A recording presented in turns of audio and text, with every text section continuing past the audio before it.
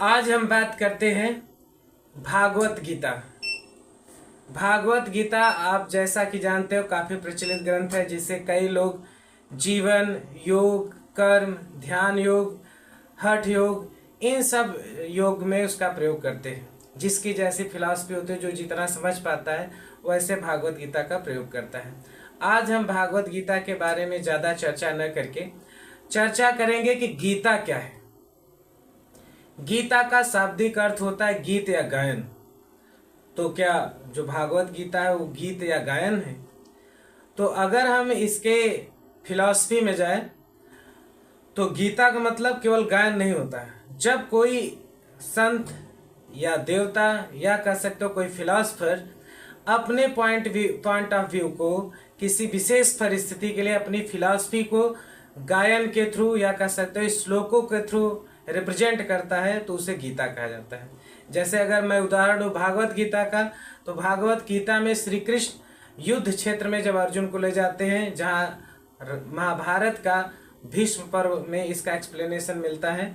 भीष्म पर्व के एक विशेष खंड में अर्जुन जी को जब कृष्ण युद्ध क्षेत्र का ज्ञान देते हैं, जहां आप देख सकते हो कि कर्तव्य क्या है, कर्म योग क्या है, ध्यान योग क्या है, मोक्ष क्या है, आत्मा क्या है, जीवात्मा क्या है, इन सब चीजों के बारे में कृष्ण जी वहां एक्सप्लेन करते हैं। तो इस ज्ञान को या श्लोक को, जो कुछ श्लोकों में ज्ञान को प्रदर्शित किया या अपनी फिलॉसफी दी, उसका प्रचलन धीरे धीरे हुआ, जिसका नाम दिया गया भागवत गीता।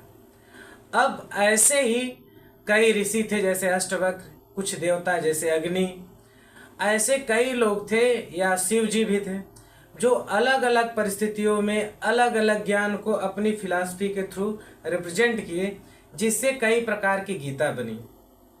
मैं अगर बात करूं तो आज हमारे जो बाजार हैं, यहाँ जो उपलब्ध गीता है, कुल 300 प्रकार की गीता है, जिसमें कुछ आज के फिलॉसफर अपने पॉइंट ऑफ व्यू को रखते हैं, उसके हिसाब से कुछ परिवर्तन करते हैं। तो मैं इन सब गीता की बात नहीं करूंगा, मैं बात करूंगा एशियंट एज में जो अलग अलग संत थे या कह सकते हो जो देवता थे या महापुरुष थे, वो अपने अलग अलग परिस्थितियों के क्या पॉइंट ऑफ व्यू रखते, उसके हिसाब से अलग अलग गीता थी। जैसे भागवत गीता में युद्ध क्षेत्र में या कर्म क्षेत्र का, योग ध्यान का लेकर श्री कृष्ण ने एक्सप्लेन किया कि क्या हमारे कर्तव्य होते हैं किन समय परिस्थितियों में, और मोह अहंकार इन सब से हम कैसे दूर रह सकते हैं, इस चीजों को जो एक्सप्लेन किए।